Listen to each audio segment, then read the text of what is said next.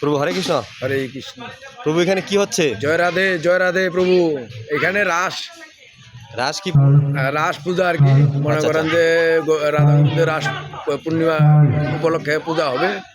এটা প্রতি বছরে আমরা করি। আচ্ছা, আচ্ছা। এই অনুষ্ঠানটা করতে আমাদেরকে খুব ভালো লাগে আর কি। ও আচ্ছা, আচ্ছা। এটা মানে কখন এটা অনুষ্ঠানটা কখন কার্যকর শুরু হবে? এটা মনে করেন যে ধরো রাত 8টার দিক ওই মালাকরের বাড়ি থেকে আমাদের এখানে প্রতিমা এসে উপস্থিত হবে। তারপরে এখান থেকে মনে করেন যে মারায়ার বাড়িতে যাবে। জি। মারায়ার বাড়ি থেকে তারপর মনে করেন যে আমাদের এই মন্দিরে আসে মানে ভোগ হবে।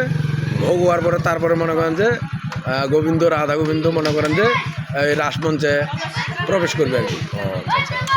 তারপর আমাদের ভক্ত উৎসব আরম্ভ হবে। এখানে ভক্ত সমাবেশ কেমন হয়? হয় মোটামুটি ভালো। প্রতি বছরের ন্যায় কি এটা অনুষ্ঠানটা কি আপনার পালন করেন? হ্যাঁ, প্রতি বছরই করি। ও আচ্ছা, আচ্ছা। তাইলে আপনার মনে করেন যে রাত 10 ঘটি এই অনুষ্ঠানটা হ্যাঁ হ্যাঁ হ্যাঁ 10 ঘটিকার দিক। ভক্ত আসা শুরু করছে। হ্যাঁ, শুরু করছে। তো এখনো ভক্ত আসে নাই খুব একটা, দু একজন আসে। এই 8টা হইতে হইতে মানে ভক্ত দিয়ে মনে পরিপূর্ণ হয়ে যাবে আর কি। আচ্ছা, আচ্ছা, আচ্ছা। যাক, জায়গাটার নাম কি? এই জায়গাটার নাম হলো গ্রাম হলো দেউলি, আর পাড়াটার নাম হলো মহন্তপাড়া। দেউলি উত্তর মাথা মহন্তপাড়া, এটা উত্তর সাইড তো। যাক, শুনে ভালো লাগলো।